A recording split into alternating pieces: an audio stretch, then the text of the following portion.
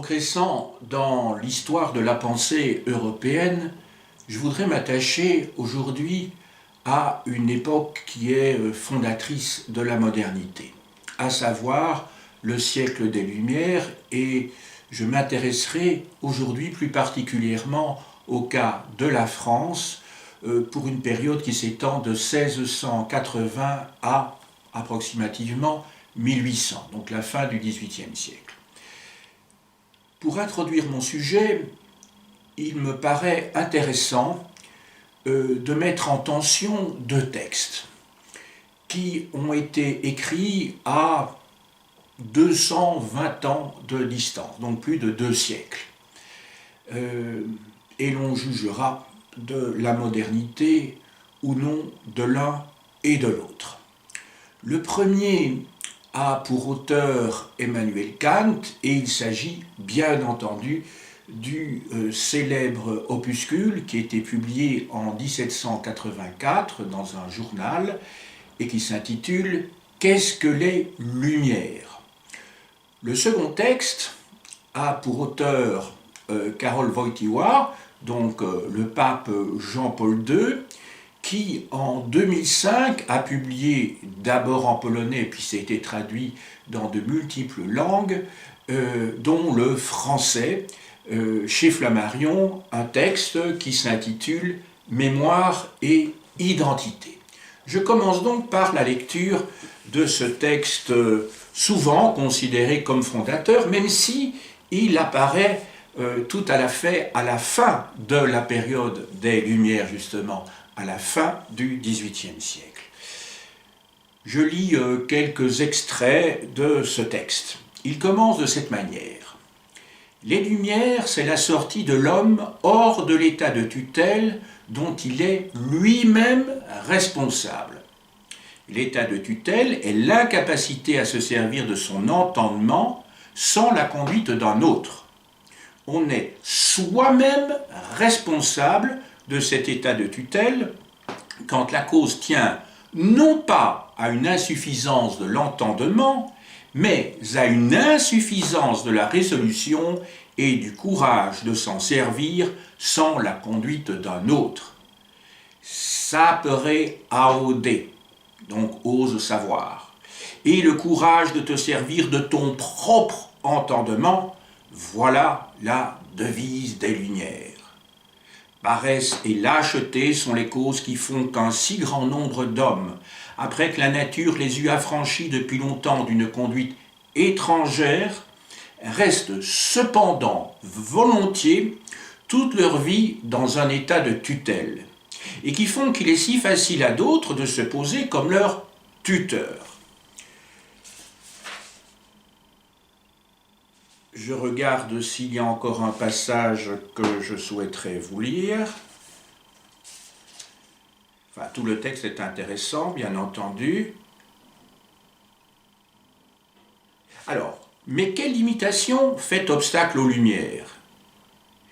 Quel autre ne le fait pas, mais leur est au contraire favorable? Je réponds, retenez bien cette expression, cette phrase, l'usage public de sa raison doit toujours être libre et il est seul à pouvoir apporter les lumières parmi les hommes.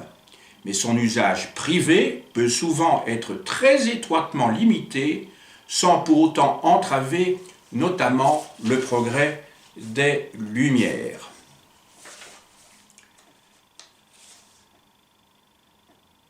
Un peu plus loin, si l'on pose à présent la question « Vivons-nous maintenant dans une époque éclairée ?» la réponse est non, mais bien dans une époque de lumière. Il s'en faut encore de beaucoup que les hommes, dans leur ensemble, en l'état actuel des choses, soient déjà ou puissent seulement être mis en mesure de se servir dans les choses de la religion de leur entendement, avec assurance et justesse, sans la conduite d'un autre. Cependant, nous avons des indices évidents qu'ils ont le champ libre pour travailler dans cette direction et que les obstacles à la généralisation des Lumières ou à la sortie de cet état de tutelle, dont ils sont eux-mêmes responsables, se font de moins en moins nombreux. À cet égard, Cette époque est l'époque des Lumières ou siècle de Frédéric. Il s'agit évidemment de Frédéric de Prusse. Voilà, j'ai eu l'occasion dans un autre cours de faire l'analyse de ce texte, donc je ne le ferai pas ici, d'autant plus qu'il s'agit essentiellement ici d'une introduction qui va pouvoir, en comparaison avec le texte de Jean-Paul II, va permettre d'introduire le sujet d'aujourd'hui. Je vous montre l'édition que j'ai utilisée d'Emmanuel Kant. Donc, qu'est-ce que les Lumières ? Ça se trouve c'est publié dans un recueil de textes publié en Garni Flammarion.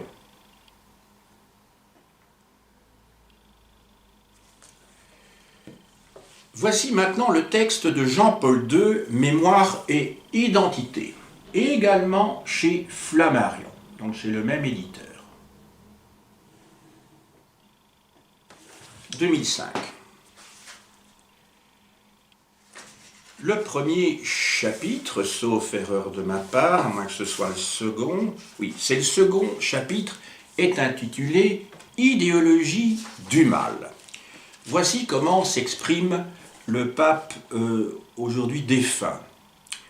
Au cours des années s'est forgé en moi, donc moi Jean-Paul II, la conviction que les idéologies du mal sont profondément enracinées dans l'histoire de la pensée philosophique européenne.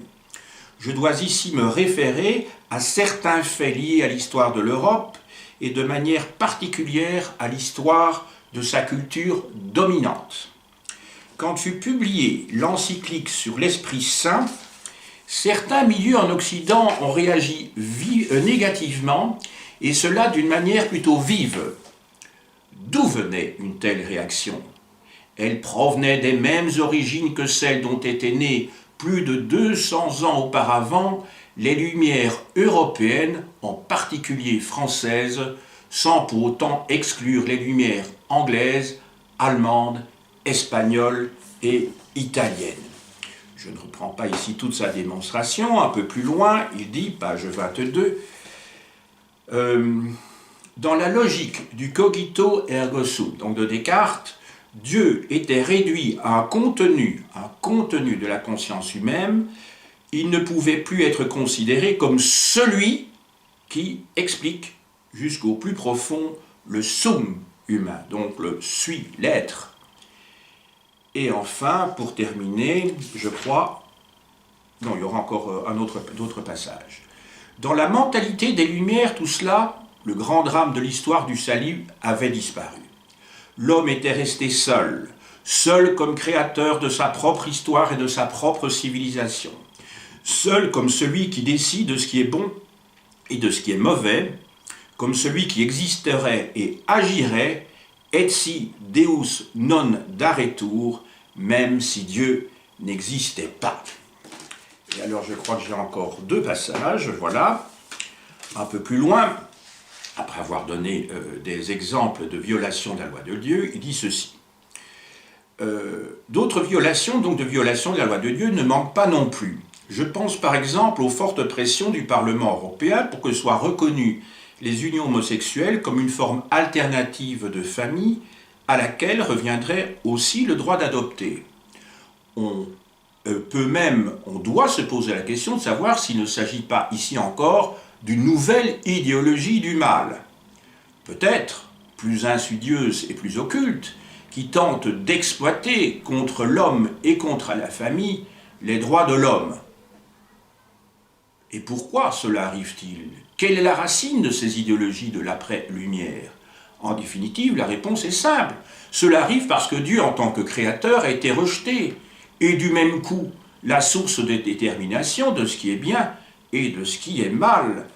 On peut se poser la question aussi, évidemment, de ce scandale dont il est question depuis maintenant, justement, une bonne vingtaine d'années, parce que ça se passait déjà, et c'était connu, de la papauté, le scandale et le drame des enfants qui ont été violés par des prêtres. Et les cas sont extrêmement nombreux. Donc la pédophilie serait-elle indirectement, je dirais, elle aussi issue à ce moment-là de l'idéologie des Lumières. On ne peut cependant oublier, quatrième passage, que toutes ces analyses présupposent implicitement la réalité de l'être homme, à savoir qu'il existe un être créé et aussi un être absolu. Si l'on ne part pas de tels présupposés réalistes, et le mot réaliste se trouve sous la plume de Jean-Paul II, on finit par se mouvoir dans le vide. On peut évidemment se poser d'autres questions concernant l'Inquisition, voilà, qui est bien antérieure aux Lumières. Mais enfin, ceci doit, une fois mis en tension avec le texte d'Emmanuel Kant, qui fait référence à l'émancipation de l'être humain par lui-même, et non pas par l'intermédiaire de l'Église, non pas par l'intermédiaire de la croyance en Dieu en tant qu'être créateur, ceci nous introduit directement à mon sujet, c'est-à-dire le siècle des Lumières en France au XVIIIe siècle. Le mot « lumière » est un terme qui est une métaphore, au fond.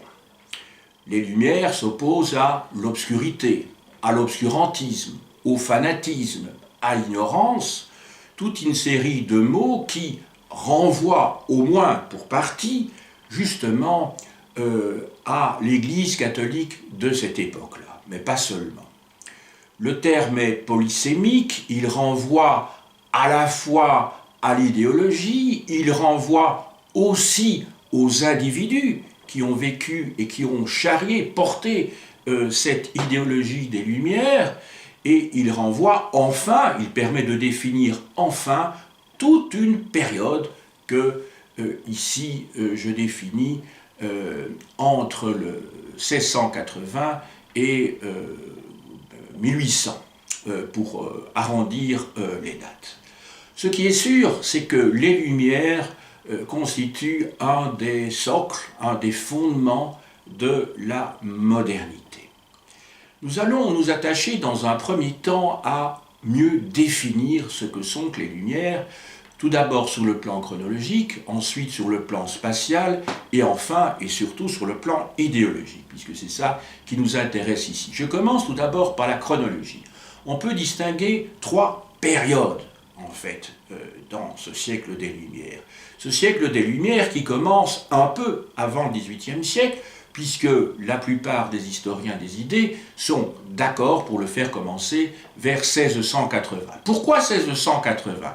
Eh bien 1680, environ 1680, parce que dans ces années-là vont se produire deux éléments, des phénomènes très importants de l'histoire politique en France d'une part et en Grande-Bretagne d'autre part. En France tout d'abord, c'est la publication de l'édit de Fontainebleau qui révoque en 1685 l'édit de Nantes, qui était un édit de tolérance, donc, comme vous le savez, promulgué par Henri IV à l'égard des protestants. Donc à partir de 1685, les protestants français n'ont qu'une option qui leur est proposée par le pouvoir, c'est de se convertir.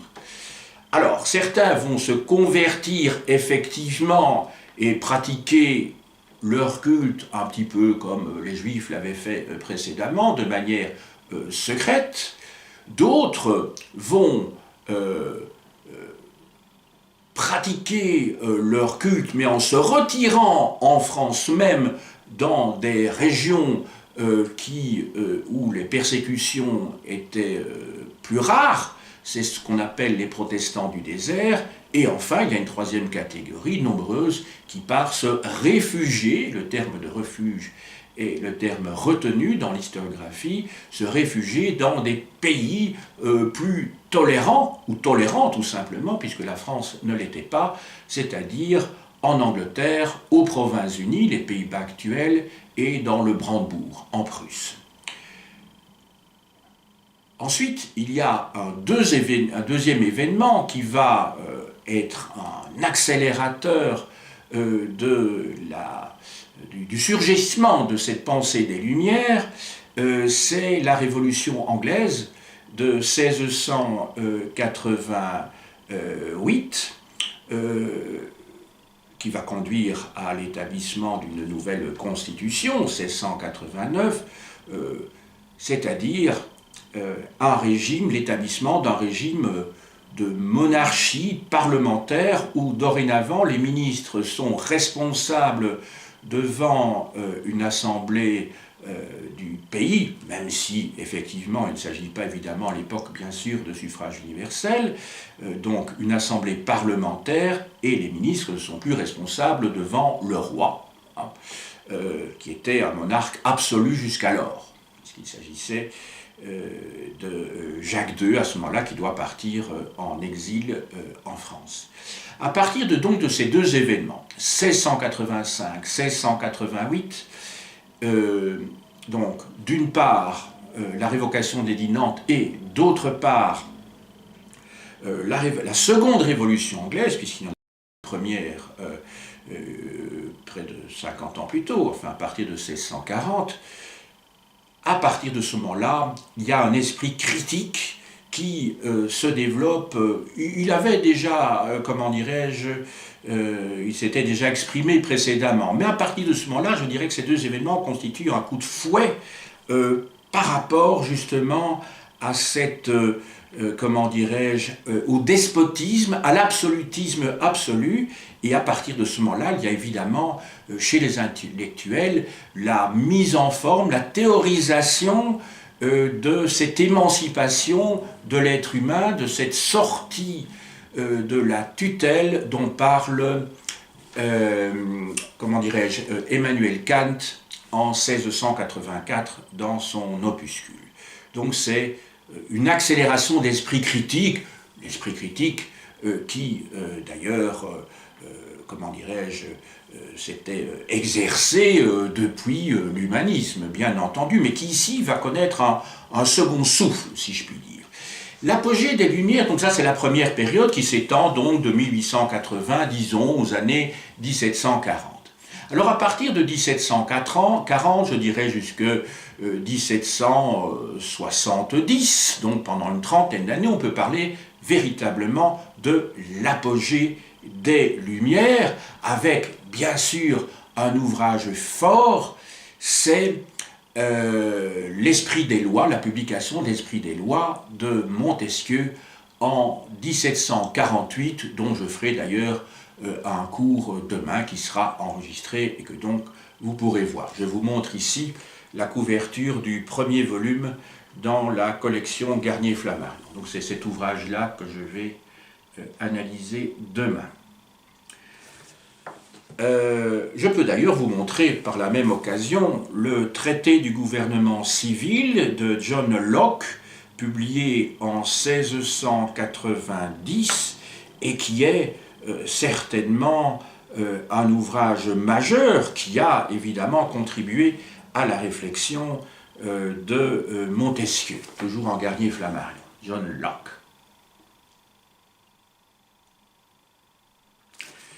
Les années 1750 sont marquées par une grande aventure, l'aventure de l'encyclopédie. Cette aventure de l'encyclopédie qui va durer, disons, une bonne quinzaine d'années, mais qui va s'étendre parce qu'il va y avoir de nombreuses rééditions. Alors l'encyclopédie, c'est une entreprise gigantesque qui résume sous la direction de Diderot et d'Alembert, qui réunit de nombreux collaborateurs, de très nombreux collaborateurs dans tous les domaines des sciences, des arts et des techniques. C'est d'ailleurs le sous-titre de l'encyclopédie, c'est l'encyclopédie, donc le dictionnaire des sciences, des lettres, des sciences et des arts, qui est publié à partir de 1751. Alors c'est un ouvrage qui est vraiment, je dirais, le symbole de cet esprit des Lumières. Les articles sont imprégnés de ce souci d'émanciper l'être humain, de montrer que la science, les techniques vont permettre d'approcher, ou plutôt vont permettre le progrès à la fois intellectuel, social et moral de l'humanité. Enfin, il reste une dernière période c'est la période que l'on pourrait appeler la période des secondes Lumières, après 1775, ce sont les années 1780, autrement dit, vraiment la période qui précède immédiatement la Révolution française. C'est cette période qui succède à la mort de ceux qu'on appelle les philosophes, qui ne sont pas proprement parlés des philosophes au sens où on l'entend généralement. Ce ne sont pas des spécialistes de la métaphysique, de l'ontologie, par exemple. Ce sont en fait des écrivains qui mettent leurs plumes au service de la diffusion, justement, de cette idéologie d'émancipation de l'être humain et qui dénonce les travers de l'idéologie absolutiste et de l'idéologie cléricale. Je vais revenir sur ce point dans quelques minutes. C'est une époque donc essentiellement où les Lumières se diffusent par le biais justement de l'encyclopédie qui va connaître un succès énorme. Il faut penser ne fût-ce qu'au nombre de volumes de cette encyclopédie, donc elle ne pouvait pas être achetée par tout le monde, mais parmi la noblesse, parmi la bourgeoisie, ceux qui le peuvent achètent cet ouvrage essentiel. Voilà, quelques éléments de chronologie. On a vu que j'ai périodisé en 3 périodes, donc ces Lumières. Première période, c'est 180-1640. Deuxième période, c'est 140, je dirais 75, 1680. N'oublions pas que Voltaire et Rousseau décèdent tous les deux en 1778. Et enfin, la période de diffusion, où les œuvres qui sont publiées sont moins puissantes, certainement, mais où il y a quelques auteurs qui valent vraiment la peine et dont il sera question un peu plus tard dans cet exposé. Maintenant, la question de l'espace. Quel est l'espace politique, l'espace géographique qui est couvert par cette idéologie des Lumières? Quels sont les pays où les intellectuels vont s'exprimer dans ce sens et vont diffuser un certain nombre de valeurs qui sont attachées justement aux Lumières? On peut dire que l'idéologie des Lumières se répand progressivement au XVIIIe siècle dans l'ensemble de l'Europe, même si on peut identifier un certain nombre de tonalités, d'inflexions nationales, et il y a effectivement des nuances, même si globalement les penseurs qui adhèrent à ce mouvement sont d'accord sur l'essentiel, il y a des nuances lorsque l'on compare les Lumières en Allemagne, ce que l'on appelle l'Aufklärung, les Lumières en Angleterre, Enlightenment, les Lumières en Italie, il Illuminismo, les Lumières en Espagne, dont parlait Jean-Paul II dans l'extrait que je vous ai lu, ce qu'on appelle là-bas la Illustration, même aussi aux Provinces-Unies, où là on parle de Verklaringen, donc les Lumières au sens propre. Quelles sont les spécificités de la France, puisque c'est de la France dont je vous souhaite vous parler principalement? Quelles sont les spécificités de la France? Il y a, du point de vue négatif, un certain nombre de spécificités, du point de vue de la position positive, j'allais dire, des Lumières. Les Lumières réagissent tout d'abord. Ils réagissent, je vous l'ai dit, en parlant de la révocation des 10 Nantes et en parlant de la seconde révolution anglaise, les Lumières réagissent contre un système politique et un système religieux, les deux étant intimement liés d'ailleurs aux yeux des Lumières, puisque ces deux systèmes se soutiennent mutuellement, à savoir l'absolutisme et donc le cléricalisme. Donc les Lumières s'opposent d'une manière générale aux religions révélées, ils ne sont pas opposés par contre du tout au déisme. Presque la plupart des penseurs des Lumières sont déistes, à part quelques-uns très peu nombreux, comme Diderot, comme La Métrie, par exemple, mais pour le reste, les Lumières sont déistes. Comme Voltaire, hein, qui croit en un dieu horloger qui aurait mis la mécanique en route au tout départ de l'histoire du monde, et puis qui aurait laissé fonctionner donc le monde et la société par conséquent par la suite. Donc opposition aux religions révélées, je dis bien révélées, et pas opposition aux religions, et opposition au despotisme, à la tyrannie, qui, au XVIIIe siècle, sont, comment dirais-je, sont les régimes qui fonctionnent pratiquement partout.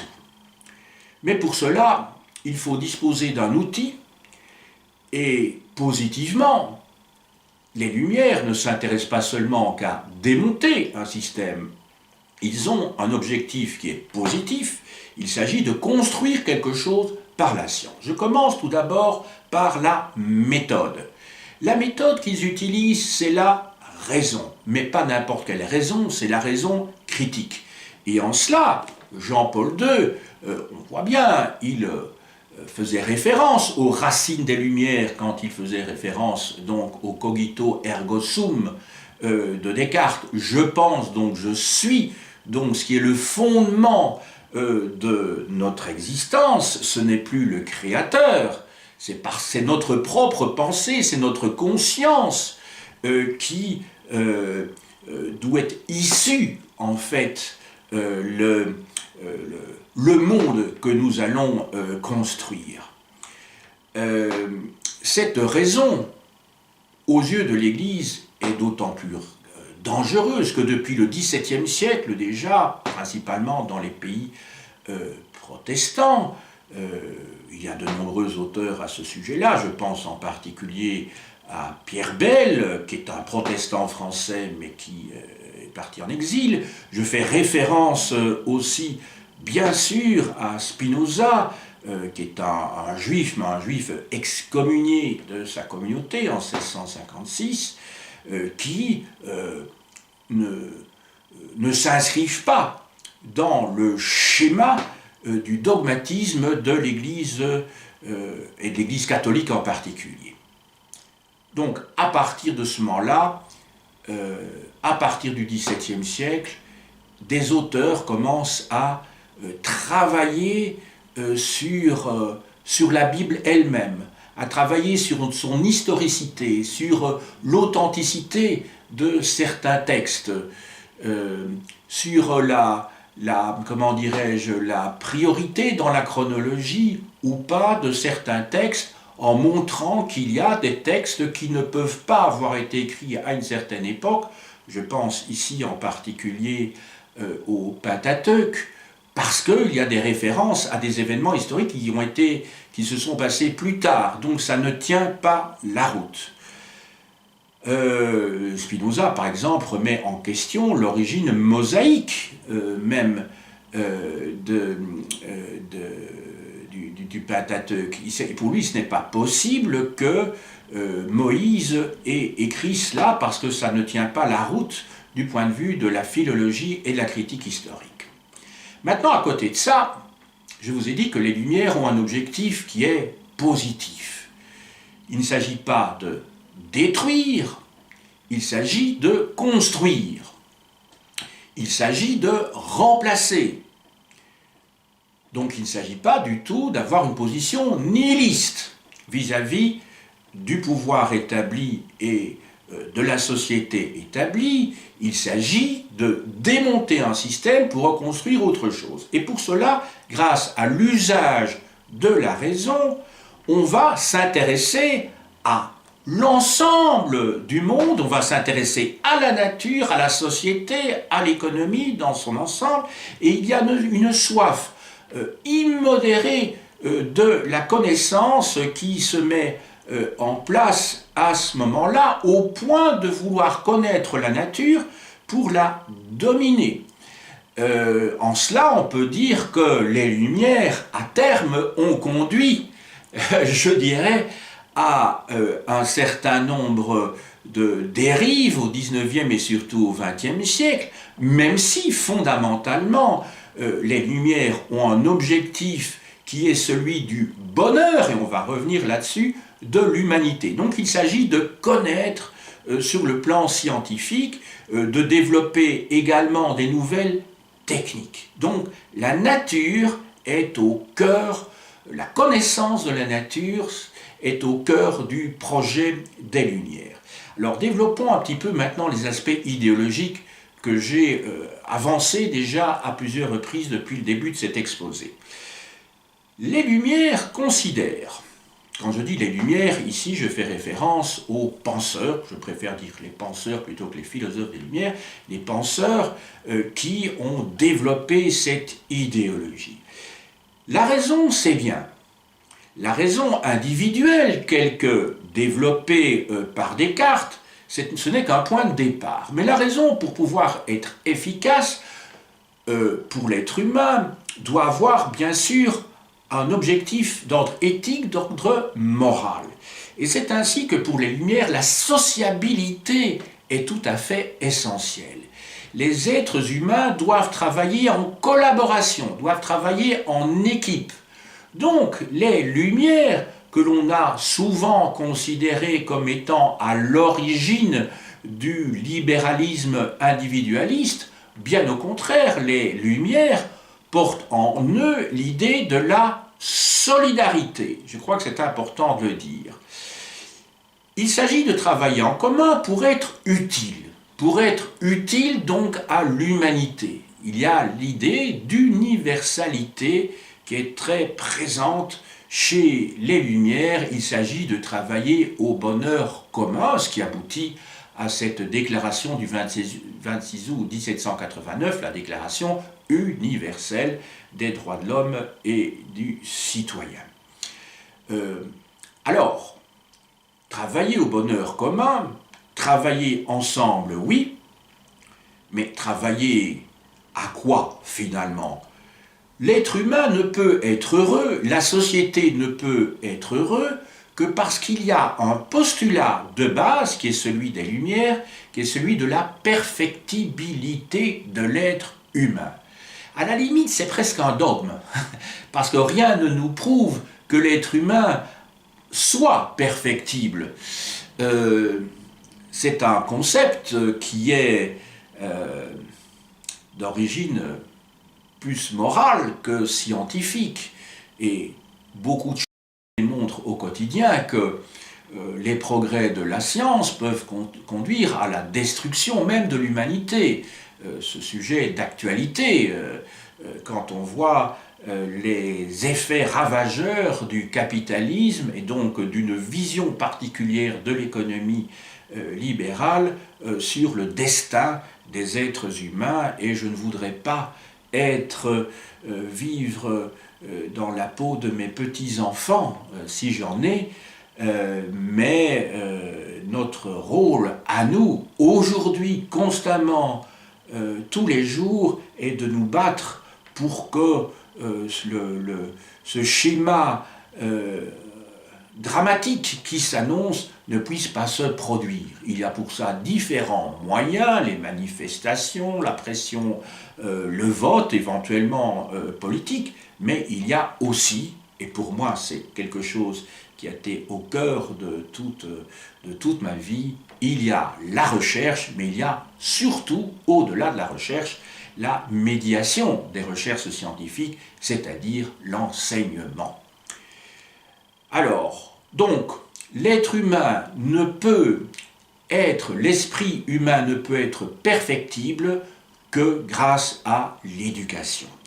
Et là, il y a des nuances qui peuvent être apportées, mais les Lumières sont tous ou toutes d'accord sur cette idée du rôle essentiel de l'éducation.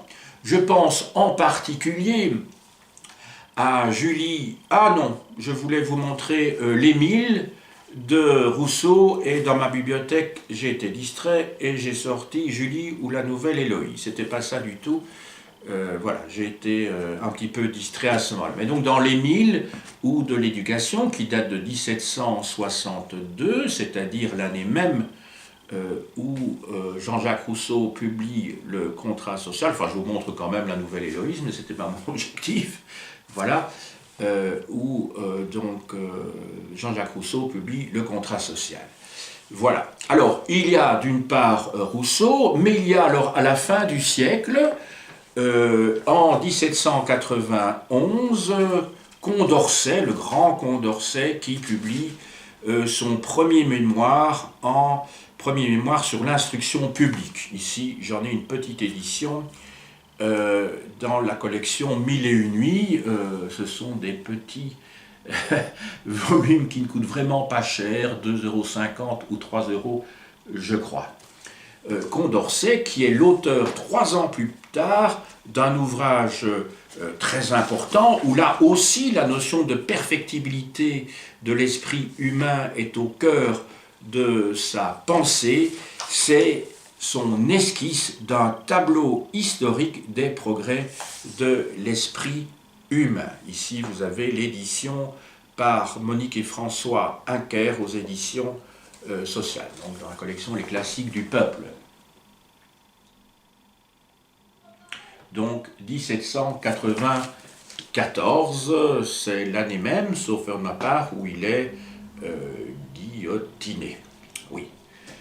Cet ouvrage paraît donc, c'est en l'an... C'est l'an 2 ou c'est peut-être déjà l'an 3 à ce moment-là. Je crois que c'est déjà l'an 3 au moment de la publication du livre. Maintenant, la définition des Lumières peut être telle que je l'ai présentée ici, sous forme d'un tableau d'ensemble, avec une périodisation qui vaut ce qu'elle vaut, comme toujours, avec la définition d'un espace, qui est l'espace européen, avec quelques valeurs essentielles qui sont celles de cette idéologie, la sociabilité, l'utilité publique, la perfectibilité, le rôle de l'éducation, qui devrait rester toujours au cœur des projets politiques de nos sociétés, et ce n'est hélas pas toujours le cas. J'en arrive maintenant à la critique de ces caractères que je viens d'évoquer. On peut tout d'abord dire qu'il y a peut-être plus de diversité que l'on ne pourrait l'imaginer. J'ai déjà évoqué sur le plan national les nuances qui peuvent exister entre les Lumières d'Allemagne, d'Angleterre, d'Italie, d'Espagne et de France.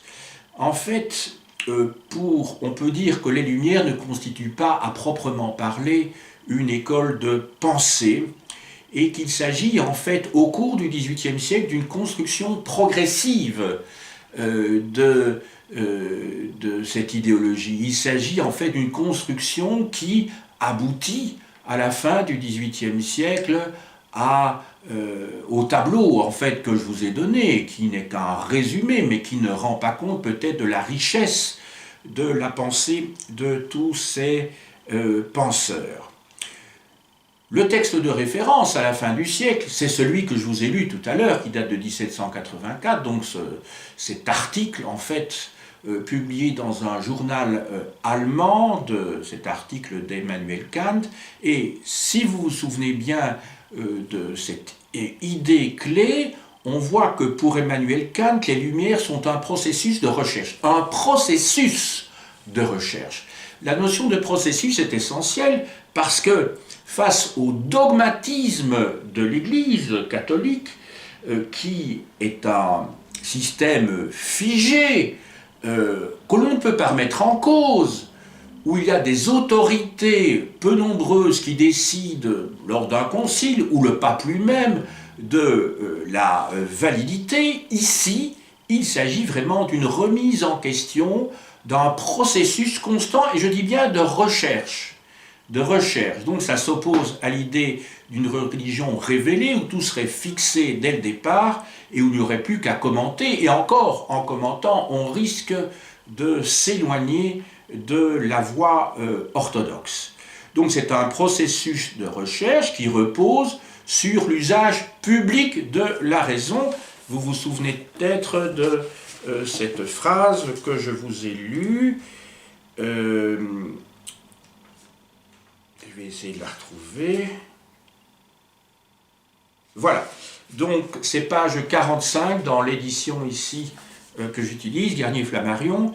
Mais pour ces lumières, il n'est rien requis d'autre que la liberté, et la plus inoffensive parmi tout ce qu'on nomme liberté, à savoir celle de faire un usage public de la raison sous tous ses rapports.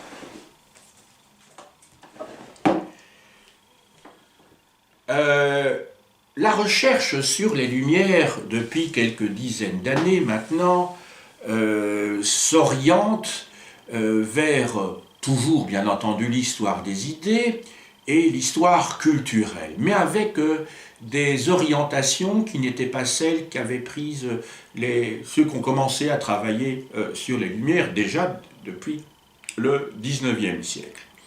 En effet, il s'agit d'essayer de comprendre comment les œuvres de ces penseurs ont circulé, d'essayer de comprendre également comment cette pensée a été reçue, et en particulier d'essayer de comprendre si oui ou non il y a un lien entre les Lumières et la Révolution française. Ce lien a été, semble établi, mais il ne faut pas le majorer, il ne faut pas lui donner une importance qu'il n'a pas, parce que la Révolution française, c'est quand même une révolution politique, une révolution sociale. Cette révolution découle quand même d'un malaise profond dans le royaume. Il y a eu la convocation en 1788 pour le mois de mai 1789 des États généraux. Il y a eu la rédaction, et c'est d'ailleurs d'actualité avec les Gilets jaunes aujourd'hui, donc la rédaction à tous les niveaux du royaume, depuis les paroisses jusqu'au plus haut niveau, en passant par des synthèses suivant le degré administratif où l'on se trouvait, des doléances des Français. Donc c'est l'ensemble de la population qui est mobilisée à ce moment-là. Donc ce serait trop simple de considérer que les Lumières ont joué un rôle essentiel. Les Lumières accompagnent, je dirais, la Révolution française. Effectivement, ce sont des intellectuels, des bourgeois, qui sont des intellectuels qui vont formaliser tout cela dans des lois. Il y aura la Déclaration des droits de l'homme, bien entendu, mais la Révolution française, ce n'est pas seulement un événement culturel et intellectuel. Donc il faut se méfier parfois de ces manuels scolaires où, comme cause de la Révolution française, on voit cause sociale, cause économique, cause intellectuelle. Bon, les intellectuels ne sont quand même pas la majorité de la population. Effectivement, je vous ai dit que l'encyclopédie a été achetée par beaucoup de gens, elle a été certainement lue par beaucoup de gens, mais il y a aussi beaucoup de gens qui achètent l'encyclopédie et qui ne la lisent pas, ou qui lisent quelques rares articles qui s'y trouvent. On connaît ce phénomène depuis le 19e siècle, même au 19e siècle déjà, où vous aviez des juges, des notaires, des avocats, des médecins qui achètent comme ça les œuvres complètes de tel ou tel historien, les œuvres complètes de Platon, et voilà, c'est dans la bibliothèque, c'est un signe de distinction sociale, c'est une manière de montrer le capital culturel supposé qu'on est censé posséder, mais il ne faut peut-être pas exagérer non plus, rien qu'aux chiffres de vente, la réalité de la réception des idées, des Lumières, bien entendu. Ce qui est sûr, c'est qu'il y a eu très tôt des gens qui ont fait le lien, positivement ou négativement, entre les Lumières et la Révolution française. Du point de vue des opposants, il y a un texte célèbre qui date de 1797 et qui est dû à l'abbé Baruel qui, dans ses mémoires pour servir à l'histoire du jacobinisme, explique que les Lumières, et plus particulièrement la franc-maçonnerie, sont à l'origine de la Révolution française. Cette idée, cette thèse va être reprise d'ailleurs au XIXe siècle et est encore reprise au XXe siècle. Sauf que l'abbé Baruel voit cette influence comme une influence tout à fait négative, bien sûr. Ceci dit, il est vrai que la franc-maçonnerie a été un lieu de sociabilité, a été un lieu de diffusion des Lumières, puisqu'elle partageait les loges maçonniques partageaient les mêmes idéaux, celles d'utilité publique, celles de perfectibilité de l'être humain, d'ailleurs valeurs des Lumières qui vont se répandre au XIXe siècle et encore au XXe siècle. Mais il ne faudrait pas exagérer non plus le rôle des loges maçonniques, parce qu'il y avait des francs-maçons des deux côtés, dans les deux camps, d'ailleurs, du côté du roi, du côté des modérés et du côté des révolutionnaires. Donc il ne faut pas non plus exagérer les choses. L'histoire culturelle est un domaine qui intéresse beaucoup, les historiens des idées aussi. On essaye de comprendre, donc quand je vous disais les conditions de circulation, le rôle de l'imprimé dans tout cela, et la sociabilité, parce que les idées, elles ne passent pas seulement par l'écrit, elles passent aussi par des rencontres, par des discussions, par des dialogues qui se sont faits dans le courant du XVIIIe siècle, dans ces fameux salons. Vous savez, il y avait le salon de Madame de Téfan, le salon de Madame, comment dirais-je, de Tencin. Alors pour l'histoire, pour l'art, c'était plutôt le salon de Madame Geoffrin. Mais donc les salons, certainement, jouaient un rôle important. Les académies aussi ont joué un rôle, académies provinciales surtout, parce que c'est à ce moment-là que je crois qu'il y a une trentaine d'académies provinciales qui sont fondées. Enfin, je dis ce chiffre, mais je n'ai plus tout à fait le chiffre précis en tête. Il y a, j'exagère peut-être 20 ou 30, une trentaine, si mes souvenirs sont bons. Il y a aussi les cafés, mais alors à un niveau inférieur sur le plan social, mais dans les cafés, on discute aussi beaucoup. Les cafés sont une invention du XVIIIe siècle, et ceci est lié, j'en parlerai plus tard, si je l'ai déjà fait, avec évidemment l'exploitation des colonies, des colonies sucrières des Antilles à ce moment-là, et qui permettent le développement des cafés. Mais j'aurai l'occasion d'en reparler plus tard. Voilà, j'espère avec tout ceci avoir fait un tour de ce mouvement essentiel pour comprendre notre modernité. On voit encore les positions au plus haut niveau de l'Église catholique par rapport aux Lumières. J'aurais pu vous donner également des textes de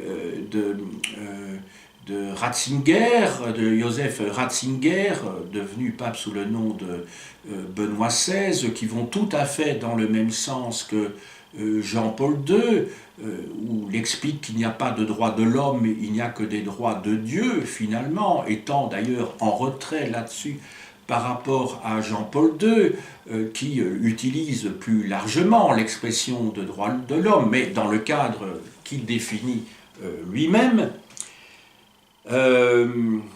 Voilà, et nous sommes à une époque où on peut dire que les Lumières reculent, les valeurs des Lumières reculent dans notre société, et je crois que toutes les bonnes volontés doivent s'unir pour essayer de faire passer ces idées de tolérance, ces idées d'utilité publique, ces idées de raison, l'idée qu'on ne s'en sort pas tout seul, ces idées de solidarité.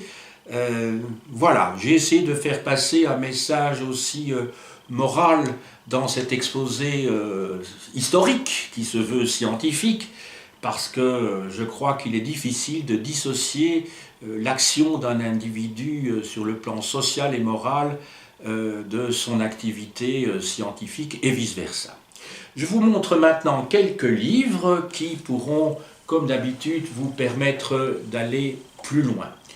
Alors, un ouvrage essentiel, un grand classique, La crise de la conscience européenne de Paul Hazard, 1680-1715. D'ailleurs, il a publié un deuxième opus qui couvre l'ensemble du XVIIIe siècle, sur la pensée européenne au XVIIIe siècle, dans la même collection. Ici, c'est chez Fayard, donc. Pierre Chonu, La civilisation de l'Europe des Lumières. Alors, publié chez Artaud, Les grandes civilisations. Et ici, je vous montre l'édition de poche qui est plus maniable, parce que j'ai dans ma bibliothèque l'édition originale, mais il s'agit d'un gros pavé. Voilà. L'avantage, évidemment, de l'édition Princeps, c'est que vous y trouvez des illustrations, vous y trouvez un lexique très important. Alors, de Ulrich Imhoff, Les Lumières en Europe, au seuil. Alors, de Bruno Belhost, professeur à la Sorbonne, un ouvrage récent, Histoire de la science moderne, de la Renaissance sous Lumière, chez Armand Collin dans la collection Cursus. Il s'agit d'un ouvrage très lisible, très pédagogique et destiné aux étudiants de premier cycle en France, où vous avez donc des chapitres sur, tout à fait accessibles donc, sur la science au XVIIIe siècle. Cet ouvrage est très récent, hein, il doit dater de 2016, vous voyez, il a 2 ans. Alphonse Dupron, Qu'est-ce que les Lumières? Recueil d'articles. Donc, l'ouvrage reprend le titre célèbre de l'opuscule d'Emmanuel Kant de 1784. Alors, un autre classique d'Ernst Cassirer, La philosophie des Lumières en presse pocket, dans la collection Agora.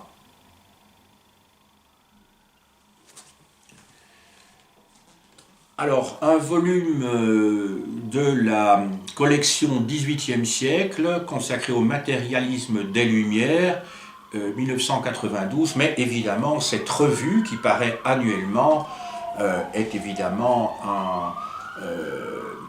doit être indispensable pour qui veut travailler sur les Lumières. Donc, vous voyez, en 1992, c'était déjà le numéro 24, et vous avez de nombreux comptes rendus dans cette série.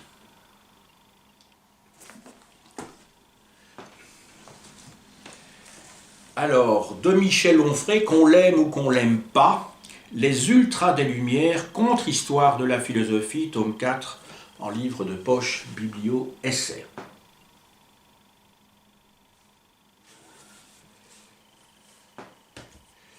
Colloque sur l'idéologie des Lumières, un colloque qui date de mars 1971 à l'Institut des hautes études de Belgique, qui est un institut qui est lié à l'Université de Bruxelles. Donc c'est un tiré à part que je vous montre de la revue de l'Université de Bruxelles. Donc le numéro 2-3, 1972. De Georges Gusdorf, le tome 6 de son Histoire des sciences humaines et de la conscience occidentale, tome 6 qui s'intitule L'avènement des sciences humaines au siècle des Lumières chez Payot.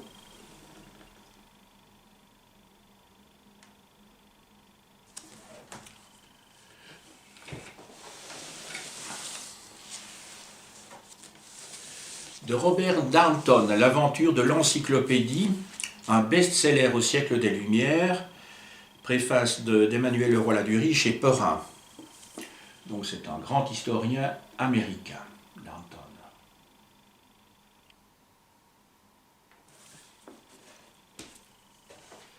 De la revue XVIIIe siècle, un numéro spécial consacré à l'initiateur avec Diderot de l'encyclopédie, à savoir d'Alembert, qui était un mathématicien. Ce numéro est le numéro 16, 1984.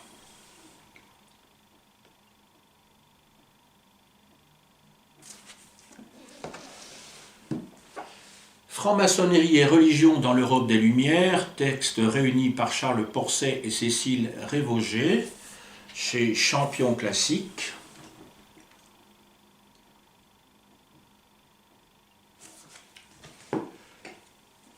Encore un numéro de la revue 18e siècle, le numéro 19 de 1987, La franc-maçonnerie. Oui, donc cette revue est publiée par les presses universitaires de France. En tout cas, était. De Pierre Chevalier, Histoire de la franc-maçonnerie française, tome 1, La maçonnerie, École de l'égalité, 1725-1799, chez Fayard.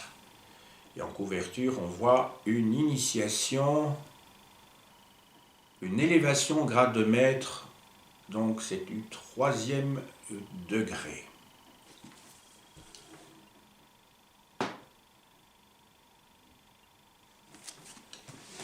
Et pour vous montrer que les Lumières dépassent largement l'Europe occidentale, alors il y a eu un colloque, enfin un recueil de textes consacré aux Lumières et la société roumaine. C'est publié chez Dacia en 1980. L'éditeur s'appelle Pompiliu Théodore, parce qu'on imagine difficilement les Lumières en Roumanie, mais enfin voilà. Donc l'ouvrage s'intitule Enlightenment and Romanian Society.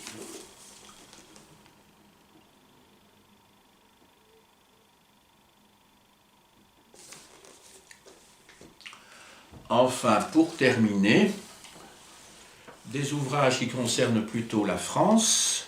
La France des Lumières de Daniel Roche chez Fayard, ouvrage fondamental bien sûr.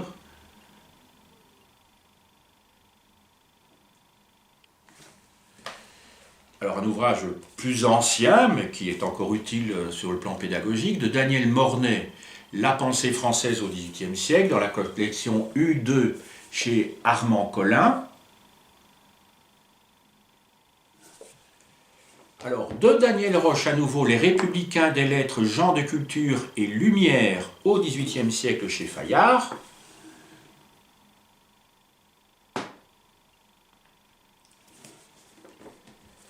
De Roger Chartier, Les origines culturelles de la Révolution française, collection L'univers historique au Seuil.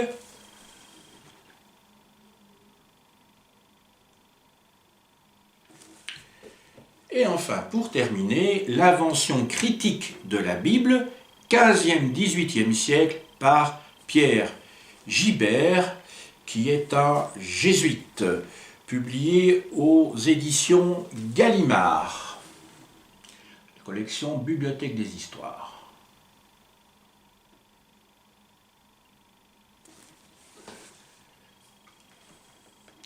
J'ai dit.